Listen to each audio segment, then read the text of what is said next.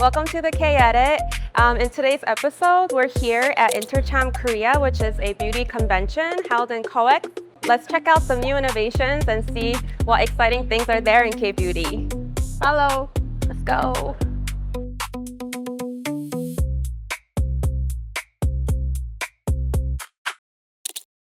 Hi, welcome to the K-Edit. I'm Helen. I'm Sarah. Hi. Sarah, let's talk about the trade show that we attended yesterday at COEX. Trade show from Wednesday till today. We had attended the In-Cosmetics and InterCharm Korea. Were there some things that you noticed? Of course, there are a lot of insight I got, and it was quite amazing. I remember attending InterCharm about 10 years ago. It was quite small, relatively, compared to today. There are over 2,000 brands, over 500 companies attended. So amazing. I learned so much. I experienced a lot. How about you? I feel like I've been to maybe like 20, 30 trade shows in my life around the world. Korean trade shows, this one was my third. Definitely interesting. There's a lot of new innovations, and the focus is around manufacturing for the most part. Out of all the 500 companies that attended this year, apparently there were 200 more just this year. So you can really see how fast K-beauty is growing, which I thought was really interesting. And there were a lot of people from all over the world. Yes. Places like Russia, Middle East, India, East, yeah, Southeast Asia, and places like that. So it's really getting a global event. Yeah, for sure. I guess, what are some of the things that you've noticed at the trade show that were positive and kind of maybe these things can be improved upon? Yes, definitely. What have you noticed first? So I felt like most of the trade show was centered around ingredients and a lot of packaging. The OEM, ODM manufacturing. ODM, yeah, which is natural for a trade show. However, I did feel like there was not enough emphasis on consumer experience, especially when it came to the brands. There's a really big lack of storytelling when it comes to even the ingredient formulations, from my experience from global versus K-beauty. And then one thing that was kind of interesting to me, because traditionally in a global brand, the brand leads the innovations and creates the products. But then the trend is shifting where like the manufacturers are leading the product innovations instead of the brands or for the brands, which I think would be a really interesting thing to see how this kind of changes over time, because traditionally brands led innovations. Well, this time it was In-Cosmetics, which focuses more on the ingredient, R&D, new technology trends. So you can see what is coming in the future. And also InterCharm, there are a lot of OEM manufacturers, packaging suppliers attend, as well as the finished good and the brands. But then, as you said, I noticed that still like a lot of improvements area for the brands in terms of consumer experience, right? Yeah, and I think, to be honest, even with the ingredient formulations, I wasn't that impressed. I don't think I really saw anything like that was super new. It's kind of been circulating in the market. It's pretty much all the ingredients that we've been seeing, like PDRN or exosomes and things like that. In terms of pushing innovations, I wasn't very impressed, but it was very fascinating to see how much interest there is to manufacture cosmetic products in Korea. I know. How many PDRNs have we seen and different versions of PDRN? So I was like so fed up with PDRN phenomenal. It's just everyone is like saying the same thing. PDRN, exosome, spicules, right? Right. I mean, in Korea, when one thing becomes a hit, then everyone else follows. That's right. General trend. But then still, like, yeah, you are right. There are a lot of brands, companies talking about this pretty much the same thing. It looks like. Yeah. And obviously, realistically in the world, there are so much innovation that we can apply into cosmetics. So it's not like we're going to see something crazy, come out like overnight. The use of similar ingredients in the similar categories are understandable, but I think it's like the way that people use it, like the way that the brands use certain ingredients. Like even if you do use an ingredient, like hyaluronic acid, like how do you build your story with that ingredient that really fits and is customized for your target audience? Exactly. So there goes branding. Like that's what we noticed together. Still, there is an improvement area in terms of branding and consumer experience, because PDRN is popular, but like everyone's coming up with PDRN products. But why? Like why do we need to present PDRN in which format and what kind of product experience we offer to our customers, right? Right. At that point, yeah, I didn't notice anything noticeable, right? Yeah. Special. I don't notice that because K-beauty is doing so well. These brands, companies, they invested a lot of money to create huge booths, really high ceiling, really great booths. Like it costs a lot, right? But when I looked at one company and the other one, they're all saying pretty much the same thing, and I didn't really notice like what is the story, like what's the brand is about. I can see a lot of technology and a lot of ingredient appeal, but yeah, I mean. For sure. And I think the biggest difference between, let's say like Cosmoprof Bologna and InterCharm, or like the trade shows I see in Korea, is really, unfortunately, the lack of creativity. Yes. When I go to trade shows, when I went last year in Bologna, there's so many brands that just like make your heart beat, and there's so many different types of brands for different types of people. People really pushing, creativity to their limits. I think in K-beauty today, that's not necessarily the case. The focus is more on kind of the literal aspects of the products. I think it would be really fun to see K-beauty kind of pushing its boundaries and entering the creativity area, because with the pros that K-beauty has with the speed, the pricing and optimization, and then if we add creativity, like what I feel like, a lot of things are possible. Did you notice there were a few brands wearing hanbok? Yeah, right? Yeah.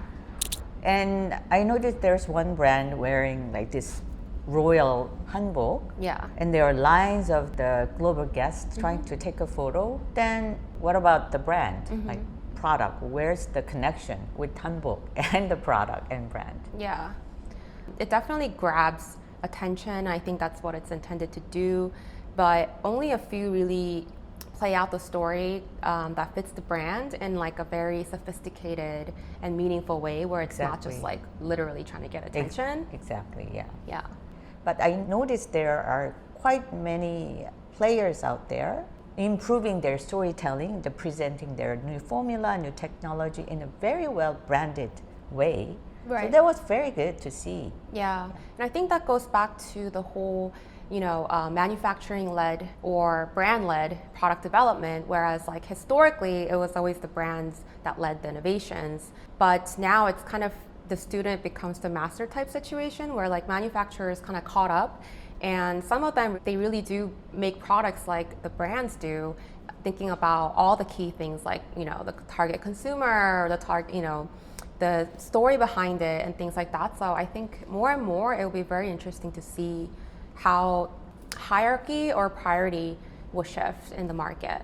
Yeah, it's amazing that the scientists, they caught up and they know the power of storytelling. One thing that I always notice that I am not a fan of is that there's a lot of kind of infringement in IP among brands, among manufacturers. Everyone's kind of copying each other. Yes. If this works, like, then let's make the same thing. Historically, some brands that we might be familiar with is like Dr. Jart and then Dr. G. It's in Korea as a country, IP infringement is not as of a big deal as it is in the US. And I come from the US, working in the US, so this is a very unfamiliar territory for me. Creativity and IP are things that are very sensitive and protected, and that line in this side of the world is a little bit blurry. I don't think people here necessarily notice it as much because it's so normal here and it's kind of part of the culture, but it's something definitely that I look around, and as a creative, myself, it's something that really does bother me. But you're telling it in a very nice way. I mean, it's like amazing that they're copying each other. They're looking the same. And sometimes they're pushing it to the limit, right? Yeah. So it's just so amazing to see that. Even fragrance, I think, because they're all using similar pre-mold packaging. Right. So unless you do differentiate with the design, then like you really look like each other. I mean, Koreans are known as developing things in a better way, Yeah. but then not very good at coming up with original idea, Right. creativity. Right. The same thing here. It's just we're shocked. Yeah. You remember that one brand, like looking exactly like one of the prestige brand that we worked Oh. at. Yeah. Yeah, that was pretty shocking. Yeah, I was I actually a know. little bit offended. Yeah.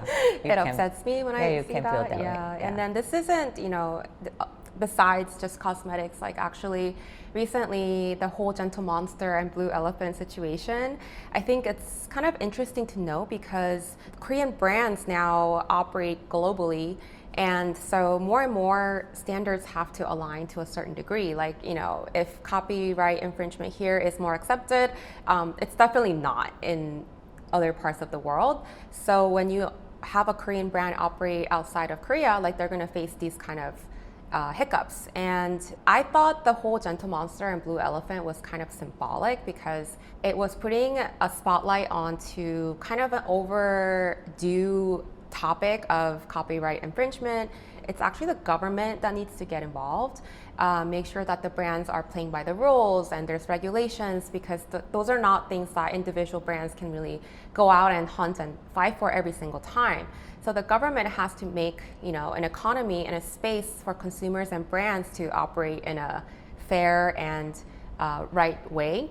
Brand really needs to come up with the originality, and that's why the consumers go mad about you. Like they like you, not copying some other very famous brand. Right. Let's talk about something positive. Okay. There are a lot of positive Right. aspects. Yeah. So, were there any manufacturers that kind of stood out to you that you remember from the trade show yesterday? Yes, of course.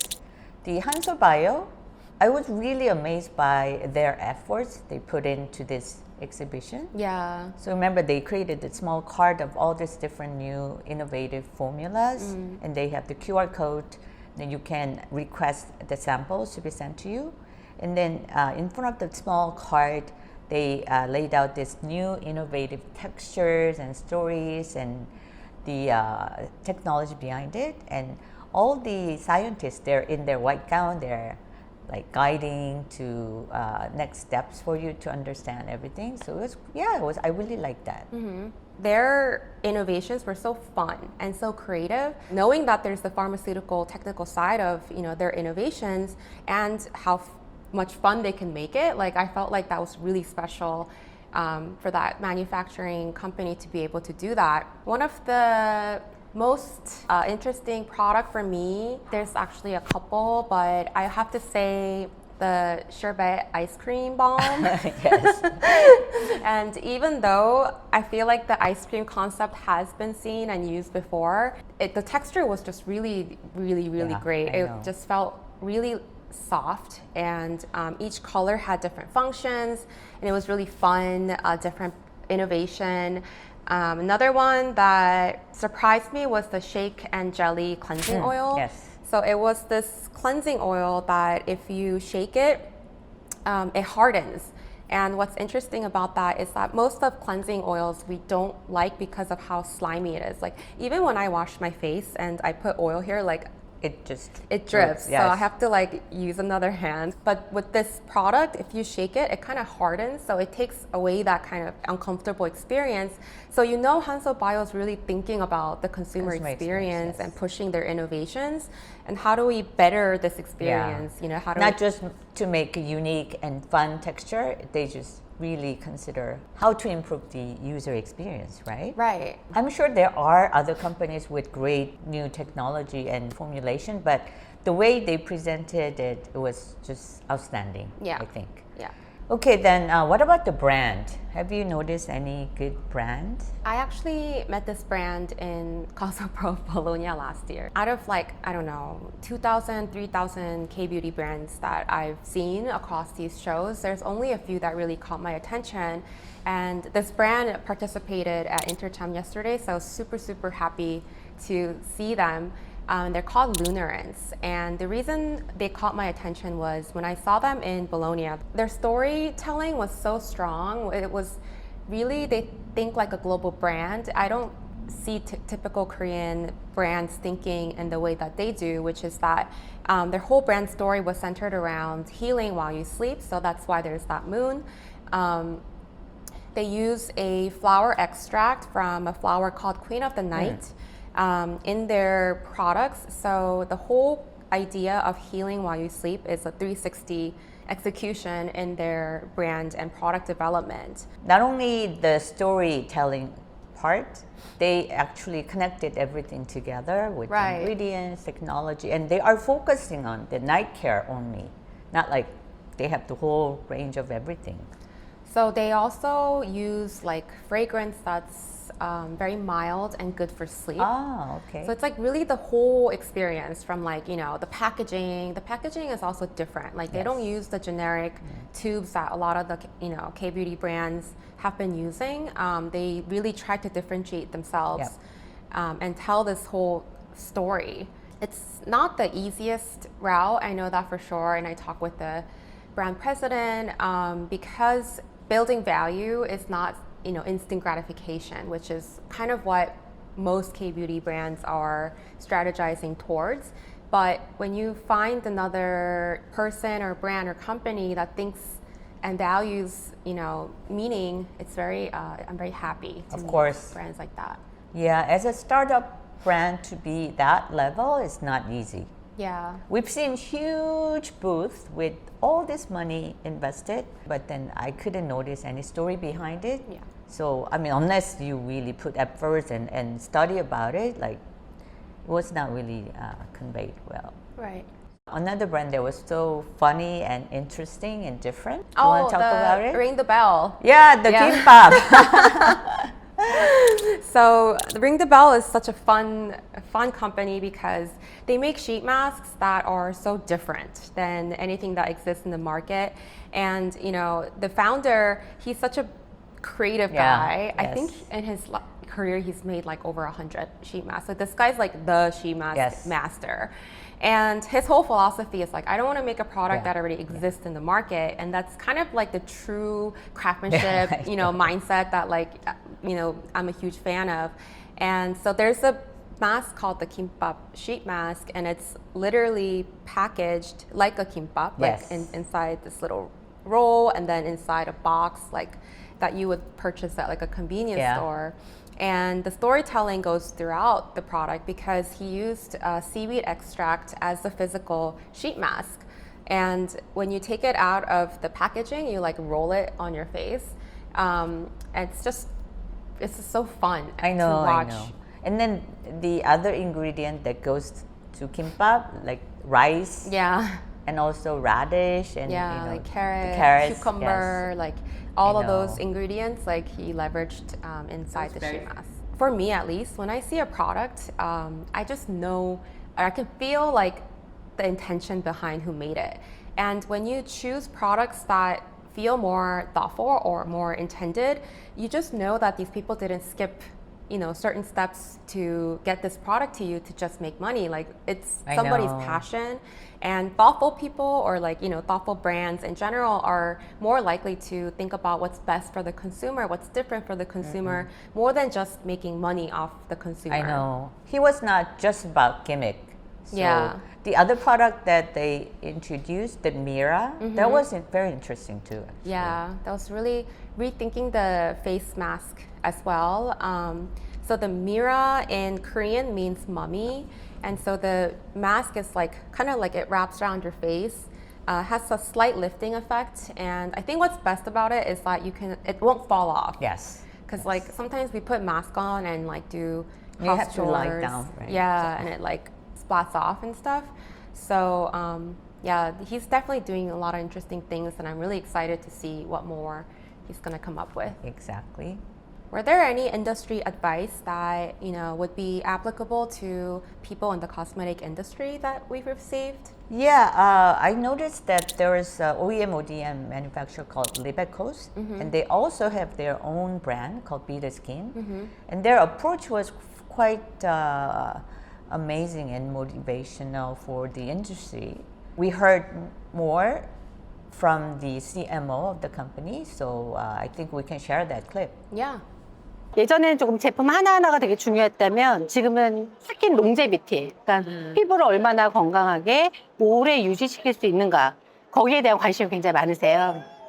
향후에는 트렌드는 스킨 롱제비티를 향해서 이제 달릴 거다, 이렇게 예측을 하고 있습니다. So I guess what do you think would be our final takeaways?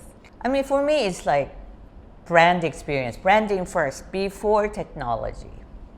You really need to present a reason why consumers need your product.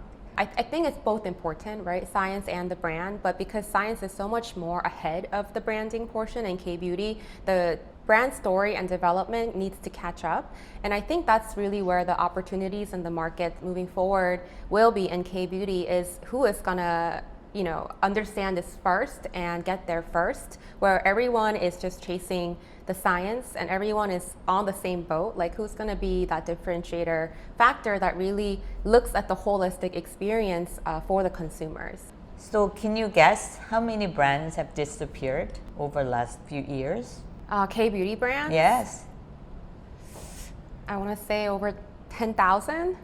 You're very close. I looked up the numbers, and during last 2 years, from year 2023 to 2025, there are 11,690 brands gone. Wow. Of course, there are a lot of new brands coming up. Still, there are more than 20,000 brands out there. But then it tells, right? Yeah. At the beginning, you can go to OEM, ODM and get your own product. You can open your stores at Amazon. It's easy. There, like the entry barrier is very low. But then you need to survive. That means advertising money, the influencer, your product differentiation, your story, how you're gonna draw your consumers and have them make the repeat purchase. It's all challenge. It was super fun to see what the new trends out there were, and I can't wait for the next one. I know, next year, let's definitely visit again. Let's see. Sounds good. Okay, great, it was fun. Thank you so much for watching the K-Edit. If you want more insights and information, please visit our website, and please subscribe to our YouTube channel and share your thoughts in the comments below. We'll see you next time.